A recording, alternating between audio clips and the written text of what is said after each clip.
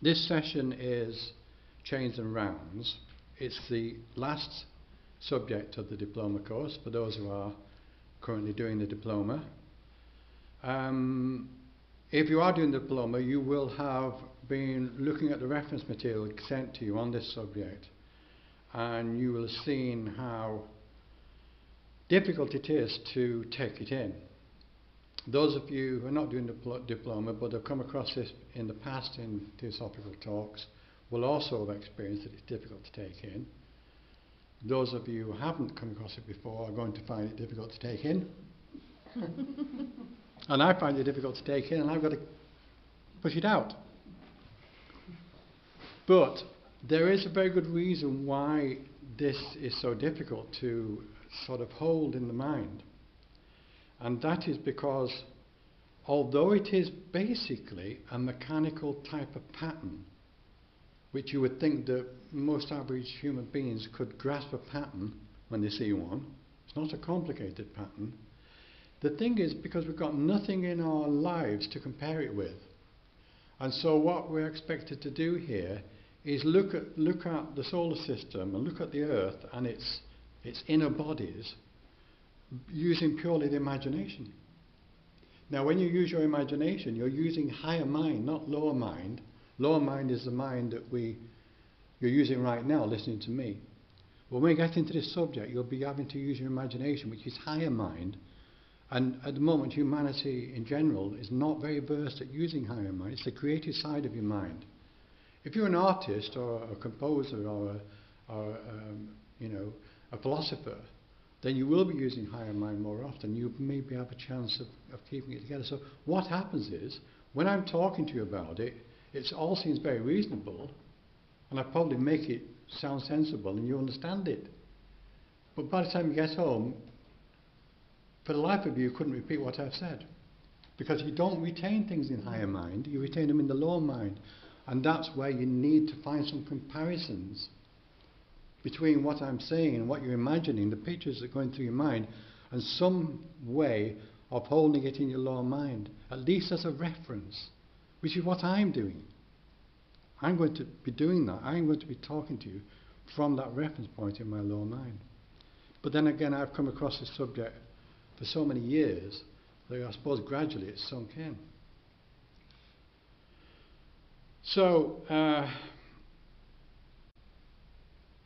what are we actually looking at then? What does chains and rounds mean?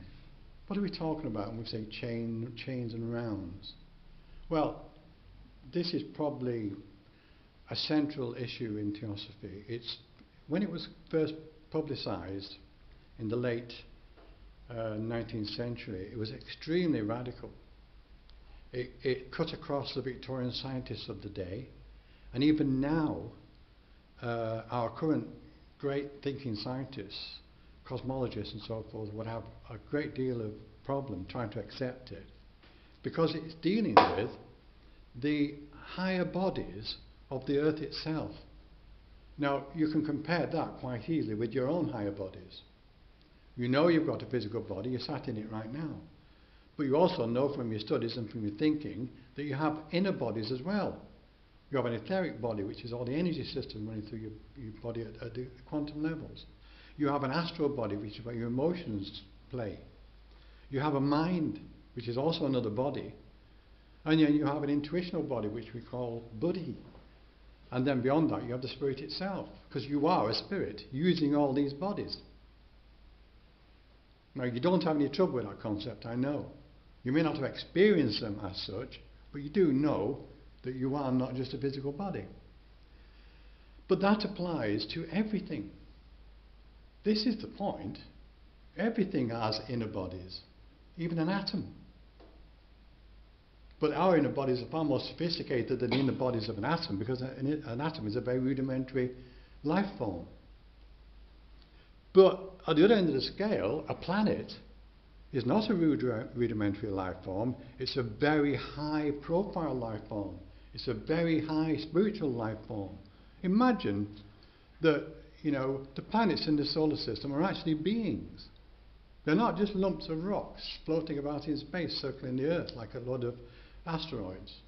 They're actually beings. I mean, nowadays we do tend to think of the earth as a being. We call her Gaia, don't we? We call her the Earth Mother. That there is this growing acceptance of the earth as a being now.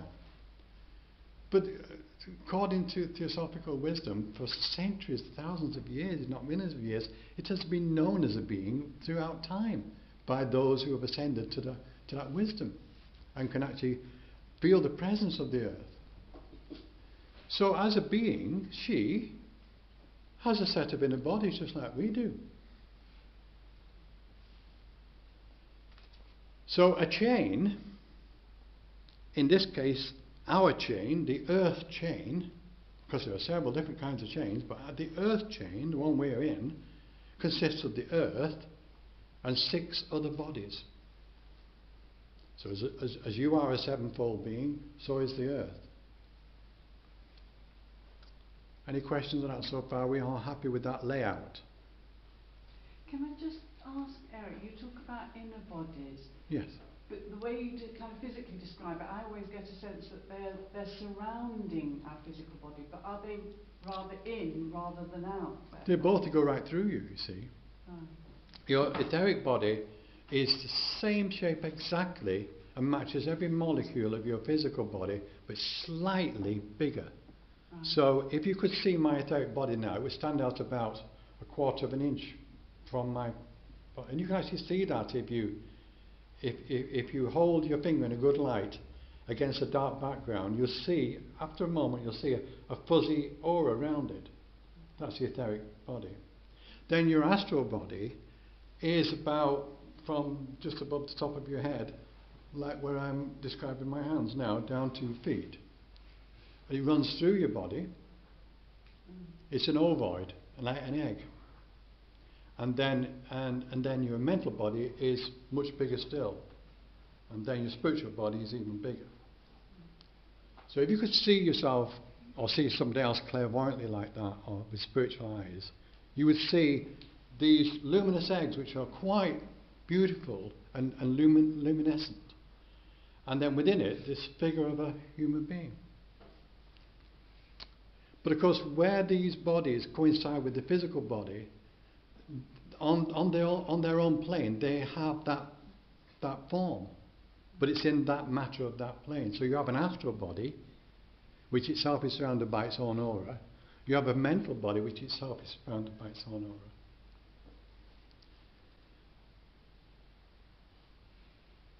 Okay, so that's a chain then, is in our case a physical planet called the Earth, now here we are. You see, this is very difficult to put across, and I do apologise, but then it's not surprising it's difficult because these concepts are so hard to take in. When I say the Earth has 6 other bodies, it actually has a special configuration. It has 2 bodies on each of the next 3 planes. So it has 1 physical body, 2 etheric bodies, 2 astral bodies, and 2 mental bodies. And the reason for that is each one of those bodies is polarized into negative and positive. They're not actually separate, they're just polarized. So when you see, those of you doing the Diploma course will have seen the charts in the book with like a horseshoe of globes like that, and then the physical at the bottom. That is just so you can see the different globes on their own position. In actual fact, they're all in the same space, just like your bodies. But it would be hard to depict that in a diagram. Some people have made the attempt. I have actually made the attempt, but it's very hard because you'd have to see it in 3 dimensions to see it. What basically happens is, and here's where we move into another level. These other bodies don't just appear. They are developed over time. They start off as very, very indistinct things and become much more organized as time goes by. And how they start off is by the planetary spiritual being herself actually establishing a centre of consciousness on each of those planes, including the physical, to begin with.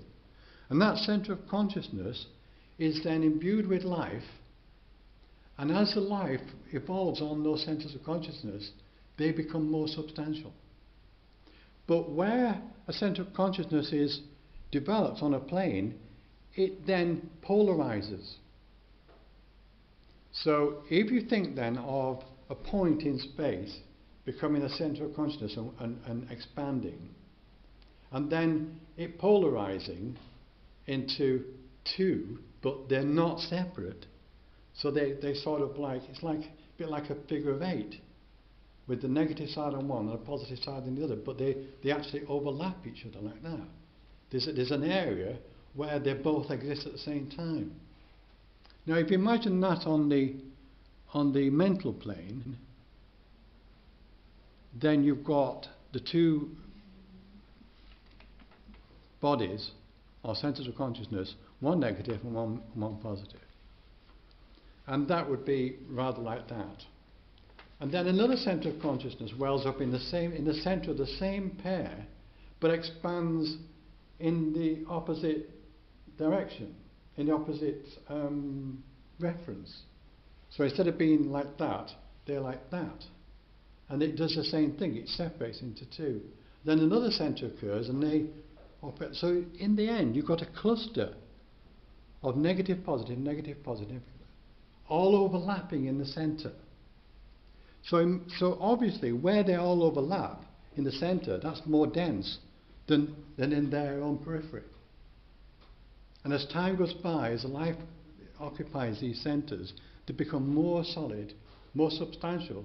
So the space in the centre becomes heavier than all the rest, and that is the earth.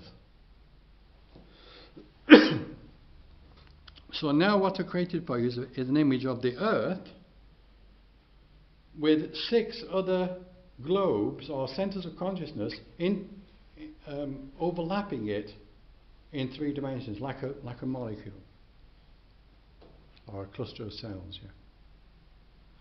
Now we call the other centres, for convenience sake, we call them globes because of the earth. Because our life experience is on a globe, on the planet, on the earth. And that's what we know.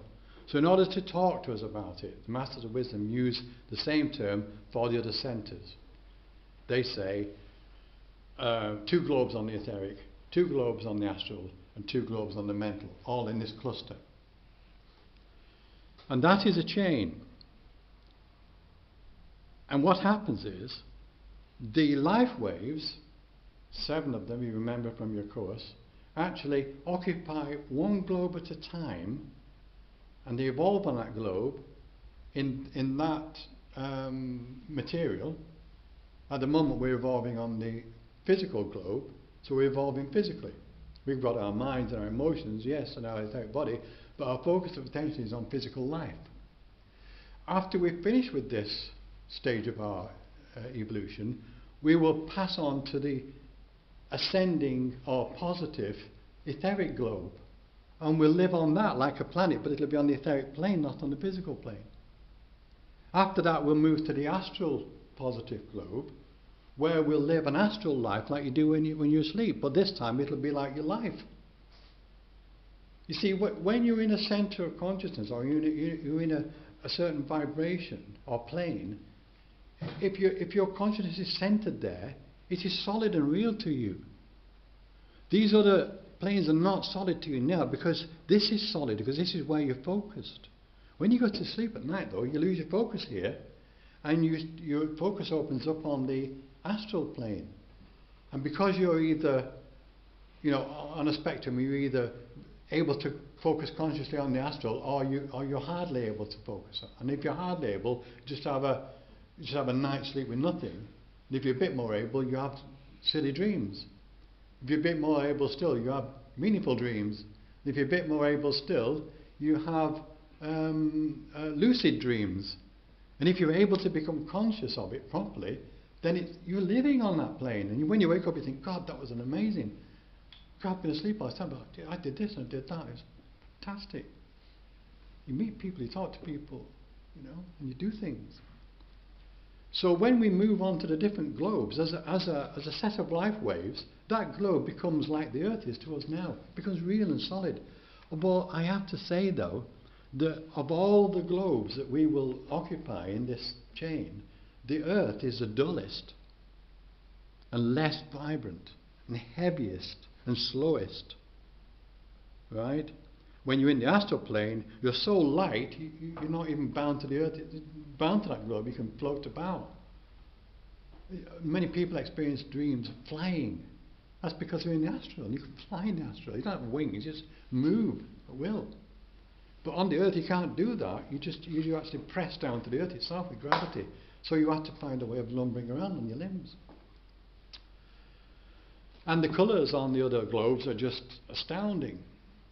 So artists see these images of landscapes and things, and they look at landscape and they see the astral side of things, the vibrancy, and then they try and reproduce that in their paintings, and they can't because the physical pigment just won't do that. And Van Gogh got so frustrated he couldn't get the right colour, he cut his own ear off in the end. Frustration. I wouldn't advise you to go that far, but he did. And if you look at his daffodils, you can see what he's trying to see that light and that luminescence. That you see on the inner planes, everything shines from within itself. What? Sunflowers. Sorry. Yes, it's sunflowers, isn't it? Yeah. For the benefit of YouTube viewers, it isn't daffodils, it's sunflowers, silly me. But you see the point though, it's this living light that's in everything. That on the physical plane, it just doesn't happen. We have to have exterior light to reflect off us. So where we got to now, okay, so when the life waves, and we are a life wave, humanity, let's just recap that quickly. The animal kingdom is another life wave, and the vegetable kingdom is another life wave, and the mineral kingdom is another life wave, and there are 3 life waves on the elemental levels on the inner planes. We all occupy the same space, the same globe at the same time. As the life waves move round these centres of consciousness, that is called, when you complete a visit to each one, that is called a round. Hence chains and rounds. There are 7 rounds during a chain. During the life of a chain, the life waves will go round the globe 7 times. Now, where are we? We are in our 4th round going round, and we're on our 3rd globe, the physical. So when we started this 4th round, we'd have set out, like we did at the beginning, on the negative pole of the mental globes. And then we would have passed to the astral, and then the etheric, and then finally, we're in the 4th, aren't we? The 4th globe, which is the Earth. And 4 is the number for Earth anyway. So we've been around 3 times, we've been to the Earth 3 times before, we're here for the 4th time now. And because it's 7 times, we're just sat half a round beyond the halfway point, aren't we? We've passed the halfway point now, and we're actually on our way, as it were, towards the culmination of the chain.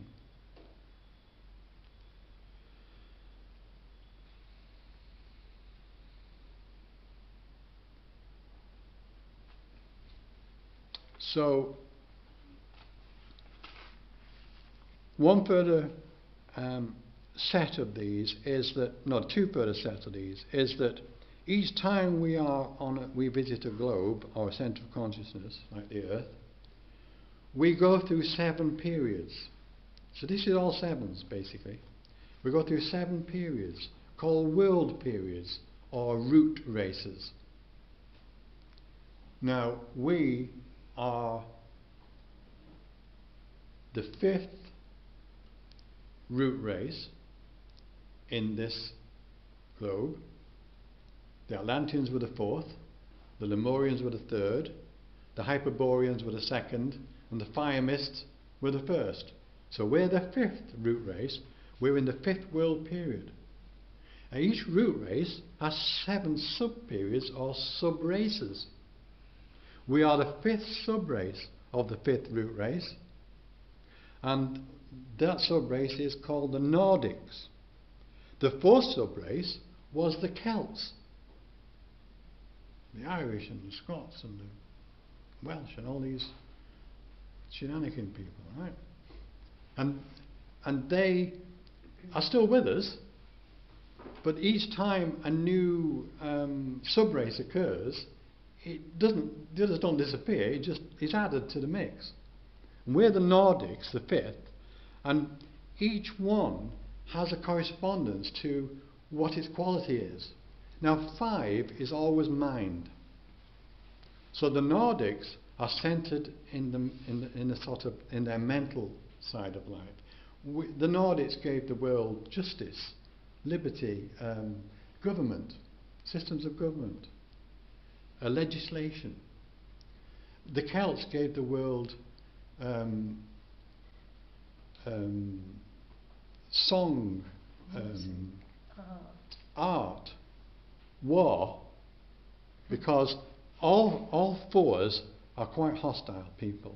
They're very emotional, because 4 is the emotions. Now, when it was the 4th root race, the Atlanteans, they were emotional too. And they had a war, they fell out amongst each other and had a war that went on for about, well, several thousand years anyway. Not like ours. We have a war, a world war, and it lasts 6 or 7 years, and we think that's terrible. Imagine it going on for thousands of years. It's so bad that the masters of wisdom had to leave us to it. They actually said, well, we've had enough of this, we're going. We'll come back later when you sorted yourself out. And that's because they're centered in emotion. They're the 4th root race. The 4th sub-race of that root race, the Atlanteans, started it all off. And what they did basically was we went too far with that side of things. In the same way that we, as the more mental race, could go too far with seeing things logically and lose the heart side of ourselves, which the Celts had in spades. But the Celts are very emotional, very, very heart-centered, but they're tribal, you see. So that's a little picture of where we are and how it corresponds. And you will see that these correspondences of the numbers work right the way through. So, to recap, there are 7 chains in the Earth scheme. We're in the 4th chain. Each chain consists of 7 rounds of the life waves going around the globe of that chain. Each globe is occupied over 7 world periods or root races, and each of those has 7 sub-branches or sub-races.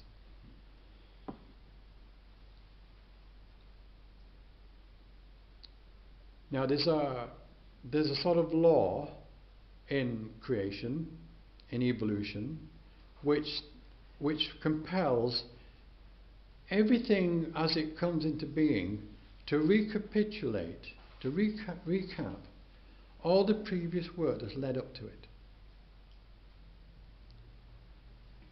So to put it back into mathematical terms for you, because it's simpler to see the correspondence that way, the 4th root race recapitulated the first 4 rounds of the chain. Before they could actually start moving on themselves as a race, they had to go through all the primal stages of the first 4 rounds, getting up to their point. And then when they'd done that, by the end of the 4th sub-race, they were then able in the 5th, 6th and 7th sub-races to go further. But they didn't, they had a war instead. Now the 5th root race, which is us, we have recapitulated all that as well, and we're now taking things forward from there.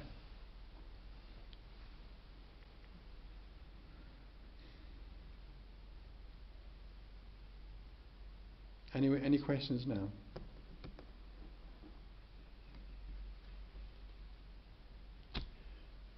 Right. let me put something in perspective for you now. We've been on the earth as a race, as a life wave, for round about 7.5 billion years. That's how old the earth is. Probably slightly longer than that, because scientists don't count the time when the earth wasn't actually solid, it was just coalescing. But we were here then. So let's just say 7 billion years. Because we're just over halfway through that cycle, we've probably got another 4 or 5 billion years to go yet on this planet, before we all then move to the next globe on the etheric.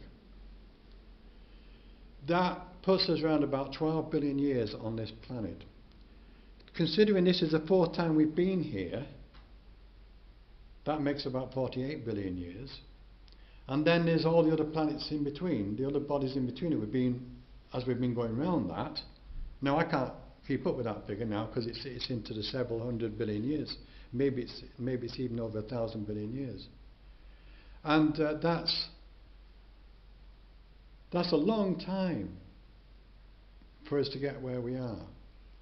But there was 3 other chains before this that we were also involved in, of 7 rounds each, which puts the figure in billions of years in a staggering number of billions of years.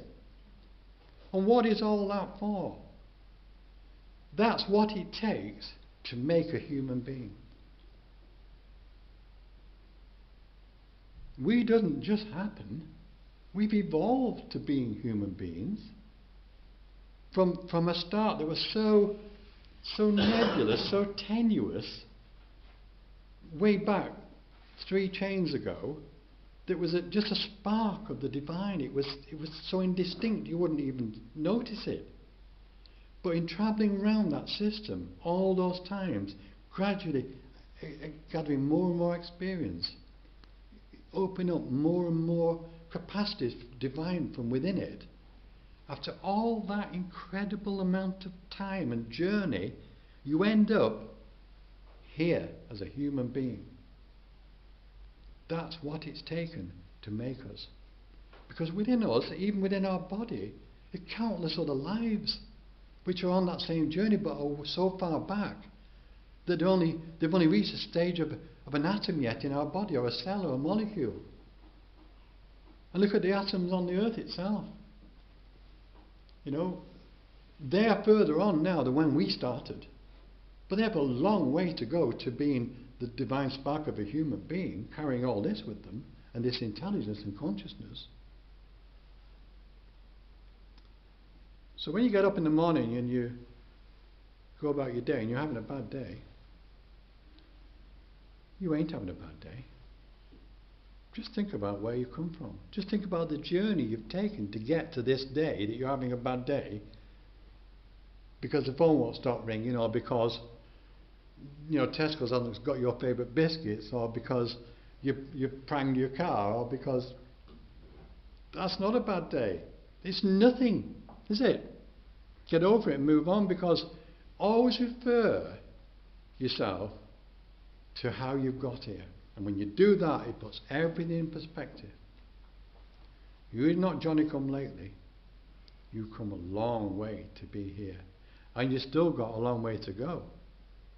Now imagine what you'll be at the end of that long journey. At the end of the 7th round, which is millions of years from now, what will you be then, Janice? Well, you'd be just etheric. You'd be just... No, you'd be divine. Yeah, well, yes. Consciously divine. The masters of wisdom, who we revere so much for their great knowledge and evolution and enlightenment and illumination, they're only some part of another round ahead of us.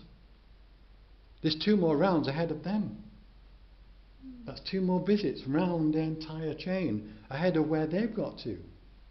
So they haven't got there yet either, but compared to us, we could say, well, tomorrow we'll wake up as masters of the wisdom. Whew, yes, bring it on, please. But there's still a long way to go. So you can't really imagine what we will be at the end of this journey. What do you think the masters look like then? What do you think? Well, they look like me, actually. and Keith looks like a master. Look at him. Yeah. Too many. It's a good face, Keith. He's a good like classical Greek, isn't he? Like a Greek scholar. Pythagoras. You see, Pythagoras was a master. But no, they're just like human beings. They are human beings.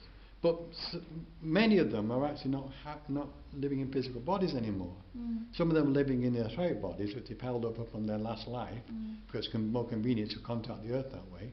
Some don't need to contact human beings at that level, just hold on to their astral body or their low mental body. But they all hold on to at least a mental body. And like K.H. Kutumi contacts his students on the higher astral. His disciples, and mind to mind he discourses with them there. But during the Great Exhibition, he was alive and living in a physical body and riding a horse to Hyde Park, where he met. Well, it wasn't. No, it wasn't. He went to Oxford. It was the Master M that was riding a horse to Hyde Park. Sounds very tiring. That was over 100 years ago. That was about 150 years ago, but it's still around today, but not in a physical body. I say, it all sounds very tiring, keep No. going round. How are you going to feel when you get there? It's tiring on the earth because it's a heavy world. Tiring here because it's heavy. You get into a flotation tank and go into meditation. Is it tiring? No. You're just light and floating. There's nothing to be tired, is it? It's the body that tires you. It's the body that gets tired. And you know what? Your physical body doesn't get tired because it runs out of energy. It gets tired because it's using too much. And all the etheric atoms are holding too much energy. And it clogs them, they can't function properly. And that's tiredness. So when you go to sleep, it all falls away. And you start again fresh in the morning.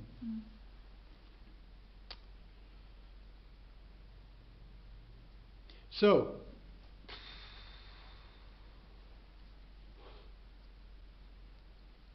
this is why it is hard to retain this. I'm sure I'm making some sort of sense to some of you at this point. And you're saying, yes, he said there was 7 chains, there's 7 rounds in a chain, there's 7 world periods on a globe, there's 7 root races, 7 sub-races, we are this and that and the other, and we've come all this way. That all seems logical, but you won't remember it. However, those of you doing the study course have got reference material which you can look up, and it comes to the point where you say, when someone says, do you know what these chains are around now? You say, no, but I know where I can find out. Or you say, no, I know a man who does. Now, of interest, I think, in this subject is the chain before ours. You see, I've referred to this as the Earth chain because its lowest and most densest planet is the Earth. That means, in mathematical terms, in terms of the planes themselves, it means that the highest globes of the Earth chain are on the lower mental. So it's low mental, astral, etheric and physical. But the chain before us didn't reach life on the physical globe, so that had 2 on the higher mental, 2 on the lower mental, 2 on the astral and 1 in the etheric. Does anybody know what that chain was called? Those of you who have done the study should have picked this up. When you refer to the Earth, do you also refer to other planets in our solar system? I'll come to that in a minute, it's not that. Graham, are you doing this course at the moment? Yes. So what was the previous chain called? Mind gone blank. Mind gone blank. Did you do the... Don't bother, I did it last year and it won't. It's gone. When I tell you, you'll kick yourself because you do know, but it's one of these recalling jobs, you see. It was... No. It was the lunar chain or moon chain. And the remnants of that are circling this planet. Lunar Pinterest. The lunatics are on the grass. Who gave it to them in the first place? So basically, the moon was the densest point of the lunar chain, but it wasn't occupied as a physical planet. It was occupied at the etheric level. But because it was etheric, it has a physical planet as well, because the etheric and the physical are really part of the same plane. It's been deserted now for so long, while the Earth chain's gone round four rounds, a lot of billions of years. In that time, the moon has sort of dried up, and all you see now is its bare bones, really. And you can compare this to your own body. You're occupying a body now, but in a few years you'll leave it behind as you move on into the astral, and what will happen to it? It'll die, and all the soft tissue will disappear first, but what will be left for a long time will be the hair and the bones. And what you're looking at with the moon is its bones, basically, because a day in the life of a human being is only a split second in the life of a planet. So the Earth will last a lot longer than your life, and that's what you see. It's just really a dead solar body. Now we come to the other planets in the solar system, and it's interesting from that point of view to say, well, look at some of the other planets. They have more moons than one. Is it Saturn that's got 7 moons in it?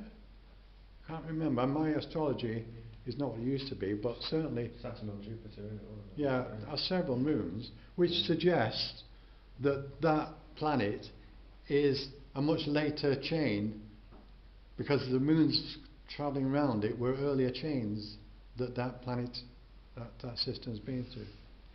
One thing you'll see in your notes, which I haven't said so far because I didn't want to add too much complication at the beginning, was that the solar system has 10 schemes running at the same time, and each scheme has 7 chains.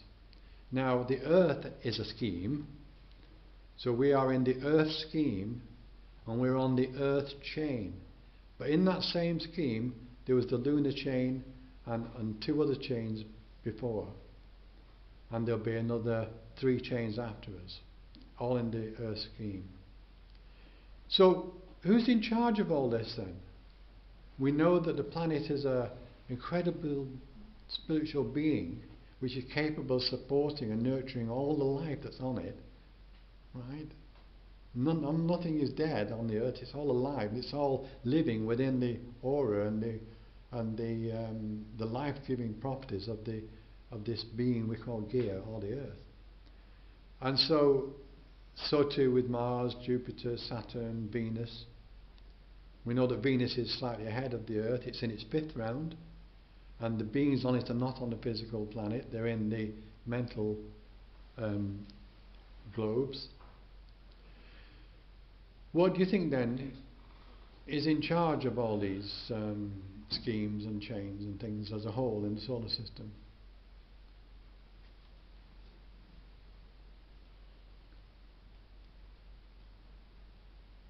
The sun. The sun. Of course. If we're saying or we're agreeing that a planet is a being, that all the planets in the solar system are incredible beings, so is the sun. The sun is such an incredible being that its body is like a nuclear reactor. This fusion taking place in the body of the solar logos is so bright you can't look at it directly. And yet it is giving life and sustaining the entire solar system. Without the sun, if the sun goes out, the solar system perishes. And at some point in time, the sun, the solar logos, for want of a better word, will come to the end of its life as a guardian being, as a mentor of these other planets and all these lives. It will come to its end. The spiritual being that is occupying the sun now will move on to do something else. When that happens, the sun will collapse or explode, or both, become a black hole, or just implode and explode out into space, wiping out every trace of matter in the solar system. But we won't be here by then. Obviously, this earth will have served its purpose and will have gone. So we can see a hierarchy now, because we talked about hierarchies on the last session, didn't we? The hierarchy in solar system terms is the sun, the planets within the solar system, the schemes which those planets are centered in, the chains that those schemes evolve, the rounds of the life waves going around those chains, the earth periods on each of the globes, which we call root races, and the sub races attached to that. And the whole thing starts off from tiny, infinitesimal sparks of the divine, all travelling this course and expanding and growing and evolving.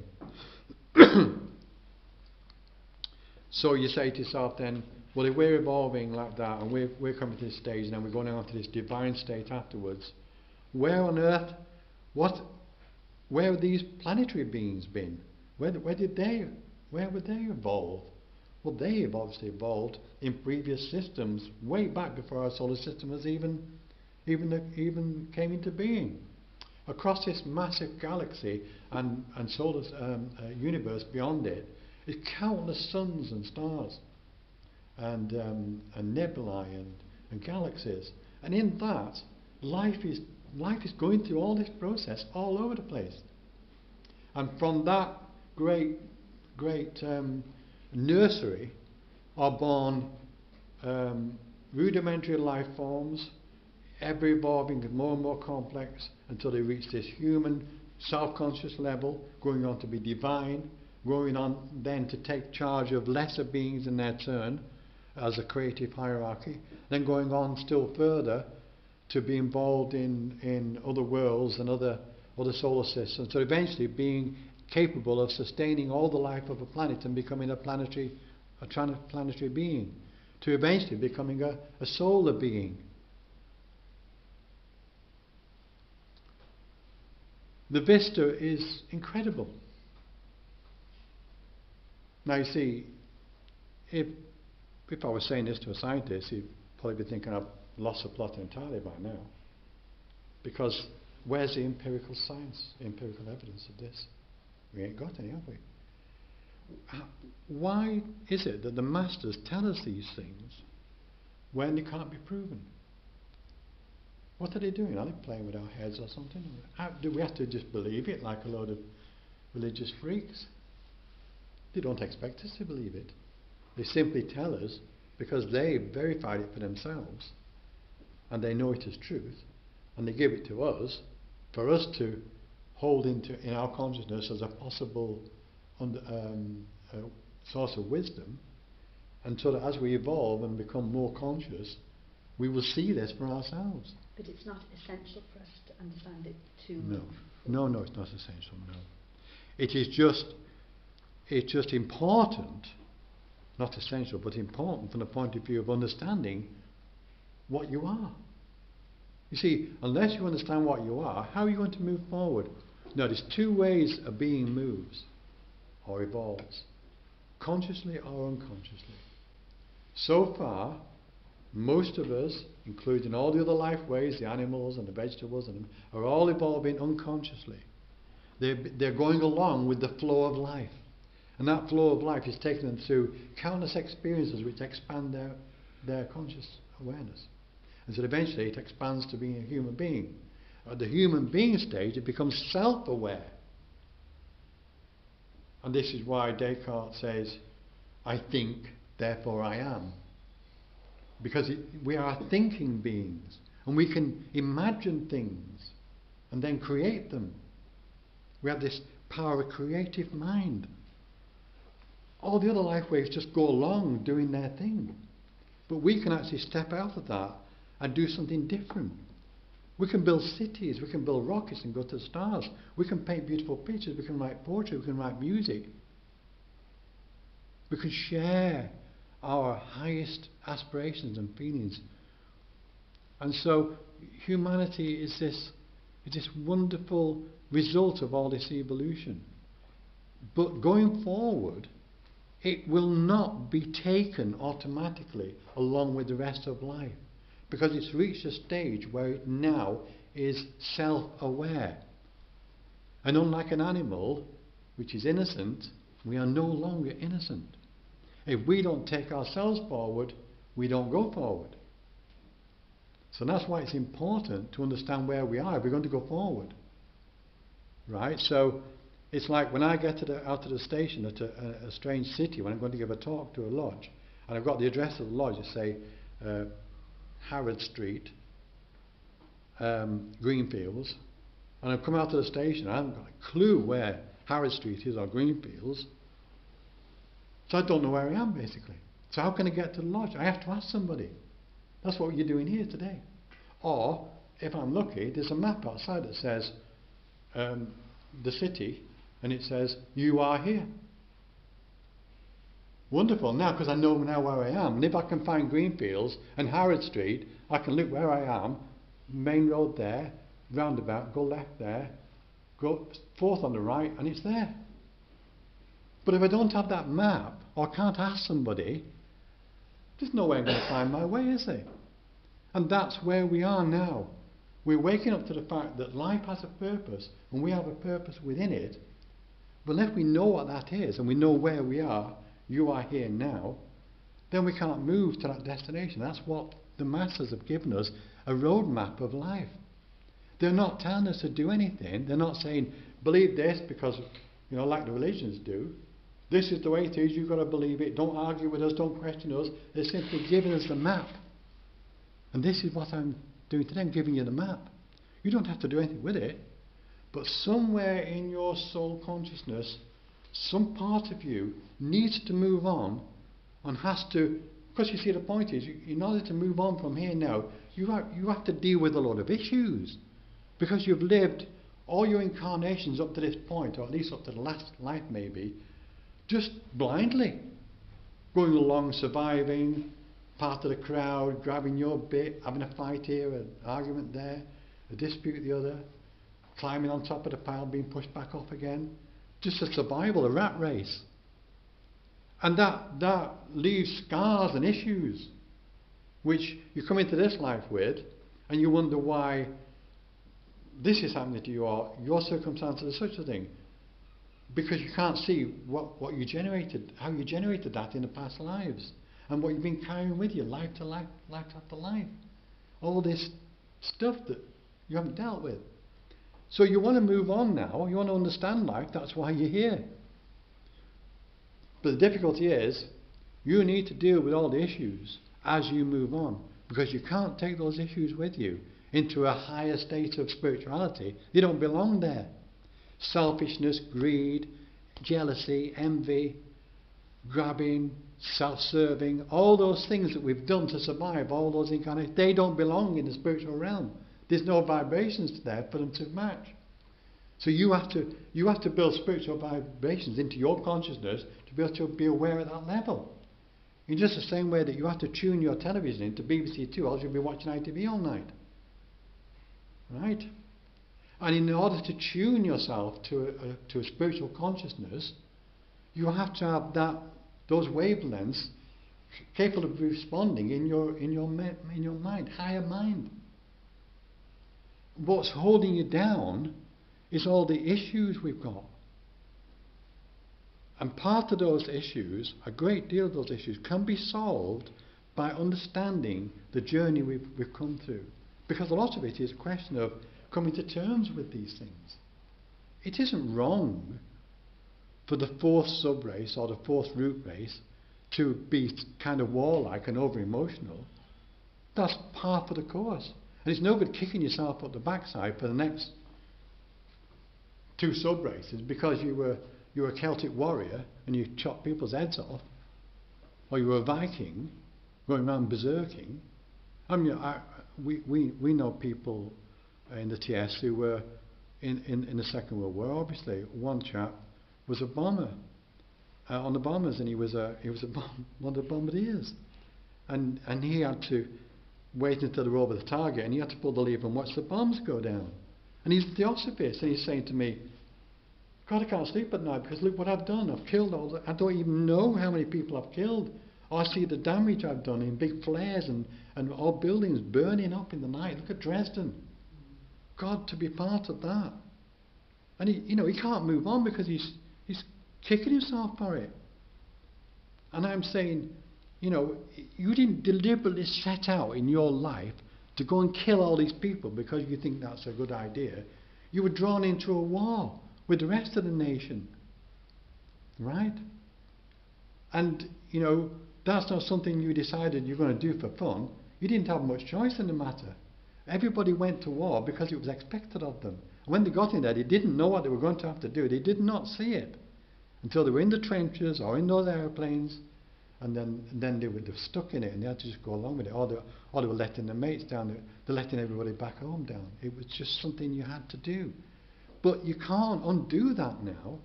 What you have to do is accept it. It's all part of surviving on this planet. And the thing is that if you can accept that and then look for something higher in your life to counterbalance it.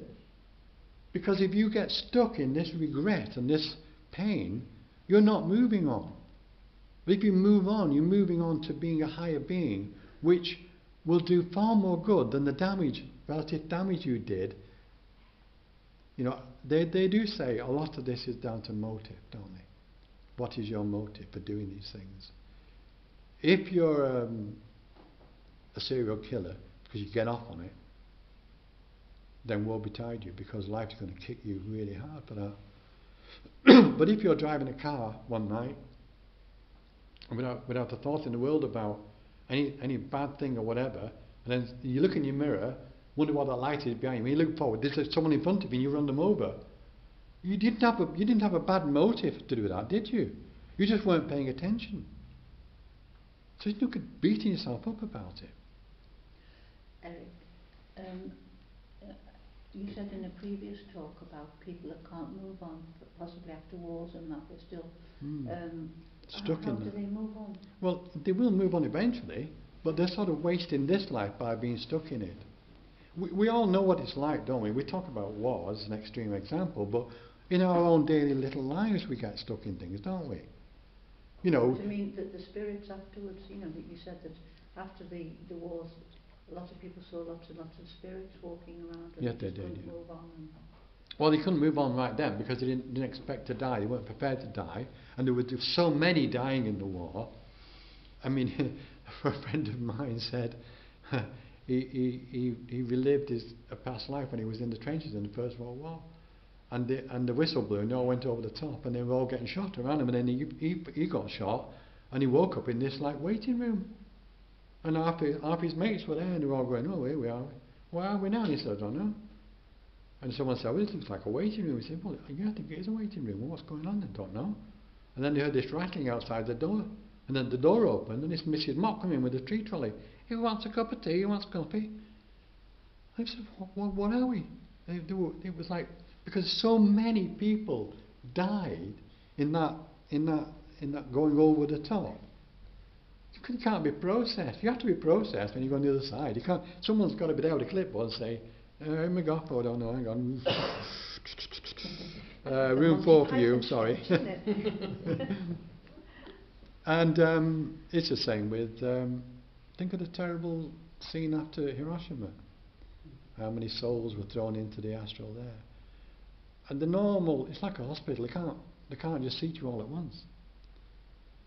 But basically, the whole idea of that, what I was telling you, was that if you're in France in the Second World War, or wherever, Normandy, and you get shot, you're only a young man. What you're going to do is come back home, see your mother, or see your wife, or your children. But you don't realise you're dead. Where would you go if you found yourself, just free? You'd go back home, wouldn't you? We all go back home. And then people were seeing people all the time. Relatives that were dying over in Dunkirk and places. Julie's grandma, she had a son at was it your grandma? Well, yes, but he didn't die.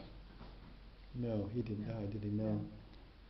Oh no, that's right. But No, my auntie, your auntie, yeah. her husband had been out the night. He was coming back on the motorbike. Oh, that was the one, yeah.